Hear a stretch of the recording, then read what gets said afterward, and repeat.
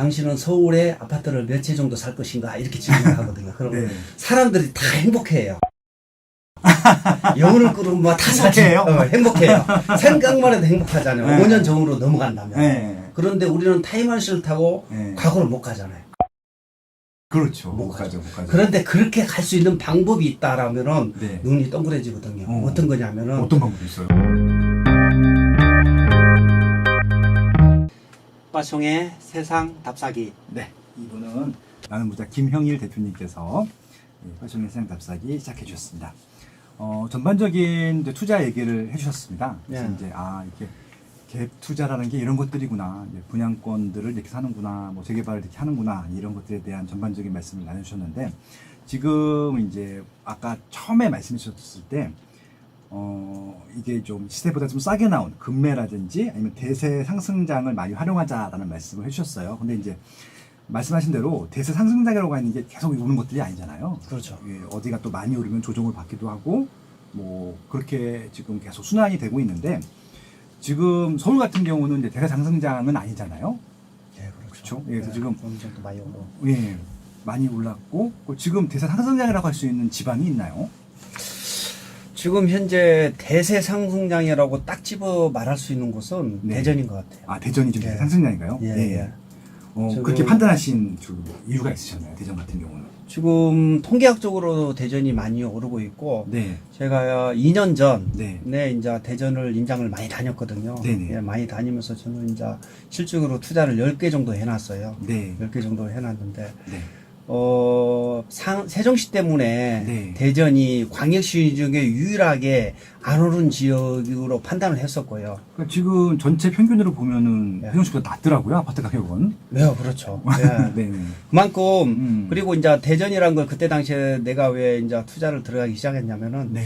대구의 상대적인 비교를 했을 때 과거에는 2011년 이전에는 네. 대구보다 대전이 항상 가격이 높았거든요. 그렇죠. 1인당 그렇죠. 소득도 높고 여러 가지 네. 그래서 그랬는데 지금 현재 봤을 때는 대전이 대구의 뭐 3분의 2값 네. 아니면 반값 이런 데가 꽤 많습니다. 어. 그래 봤을 때 세종시가 너무 입주가 많기 때문에 네. 뭐 대전이 주춤하고 있지만 충분하게 오를 가능성이 있고 저평가됐다는 걸 저는 또 확신을 했거든요. 그러니까 원래 올라갈 좀 여러 개 더 있었는데 세종시 네. 워낙 물량이 많다 보니까 그렇죠. 물량 앞에 장사 없다. 그렇기 그렇죠. 때문에 더 올라갈 수 있는 것들이 좀 계속 이렇게 눌리고 있었다는 것들이죠. 근데 그것들이 지금 다시 이제 올라갈 시기가 됐다. 제가 이제 서울에 투자를 하면서 이제 제가 생각했던 게 그런 거거든요. 네.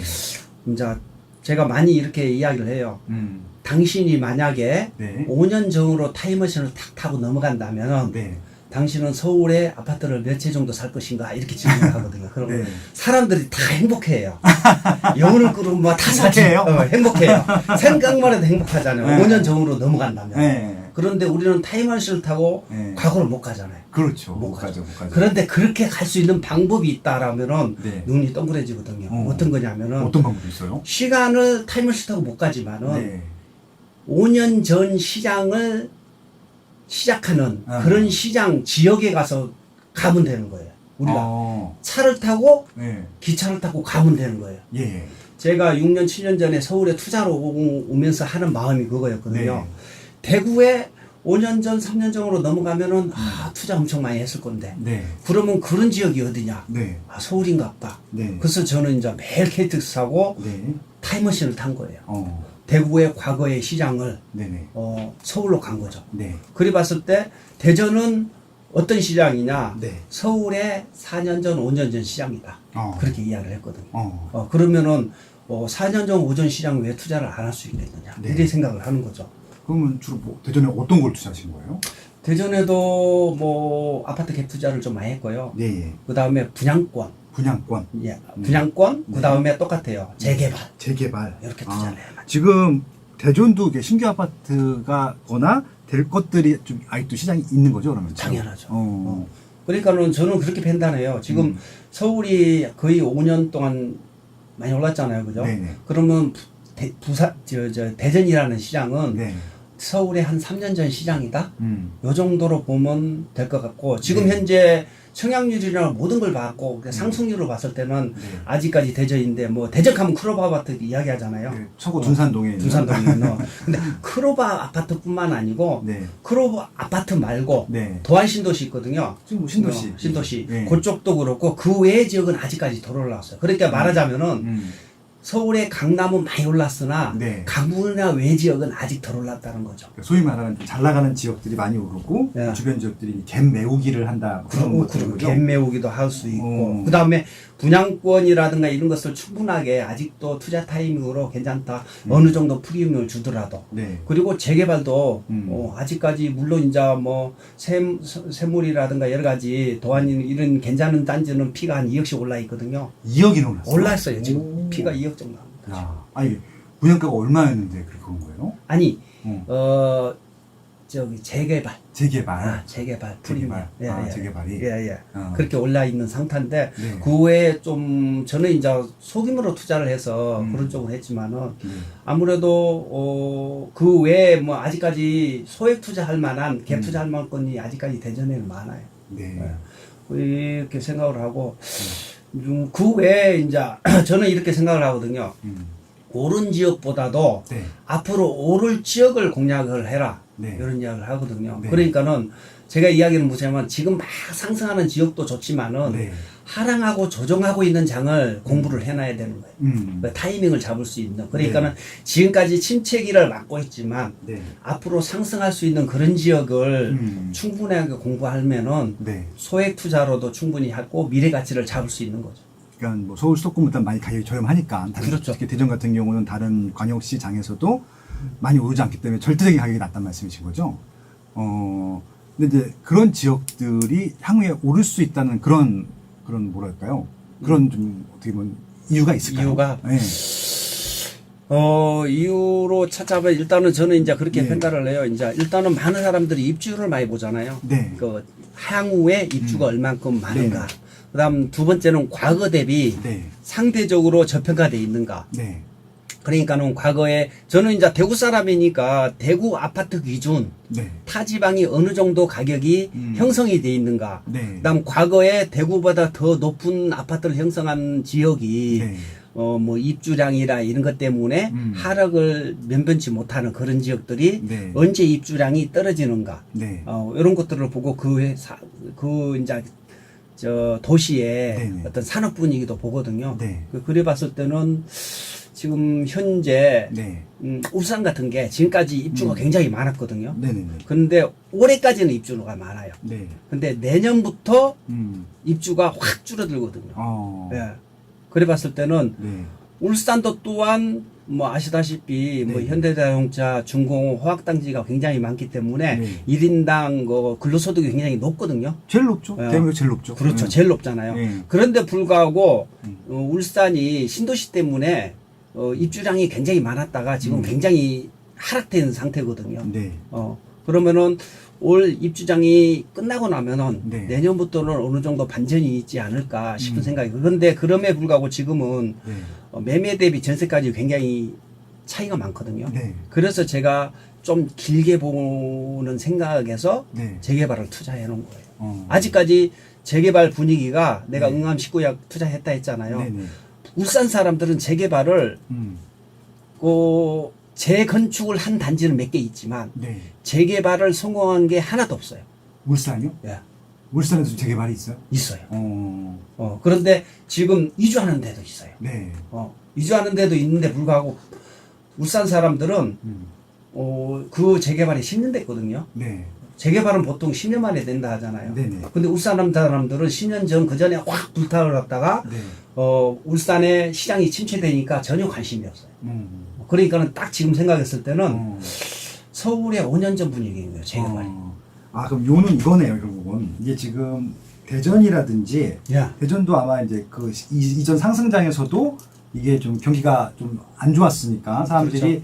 뭐 갭 투자든 재개발이든 재건축 투자 안 하고 있다가 예, 그 타이밍 때 투자했다는 말씀이신 거고. 그렇죠. 지금 전국에서 제일 많이 조정이 되고 있는 울산, 예. 뭐 이런 지역들도 결국은 입주 물량이 지금까지 많아서 한 2, 3년 동안 고전을 했는데 입주 물량이 끝나게 되면 또 어차피 새 아파트에 대한 수요가 계속 많아질 테니까 그렇죠.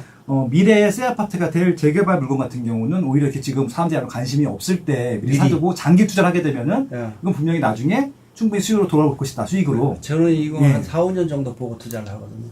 그러면 장기 투자죠. 장기 투자죠.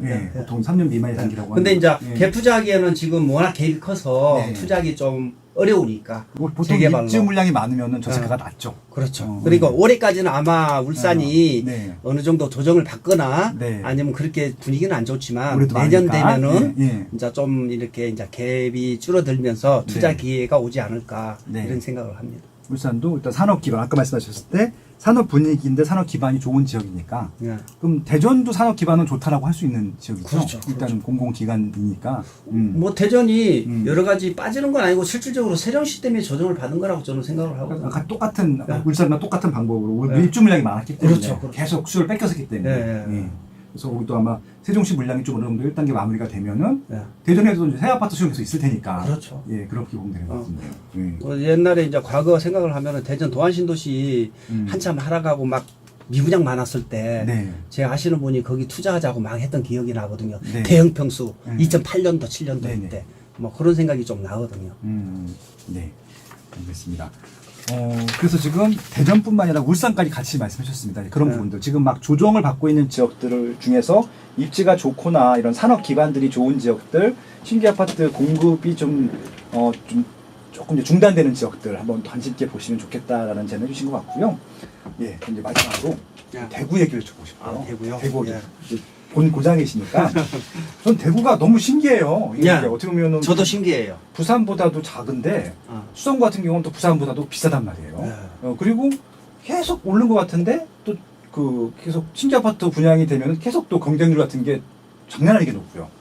대구 시장을 우리가 어떻게 이해하면 될까요?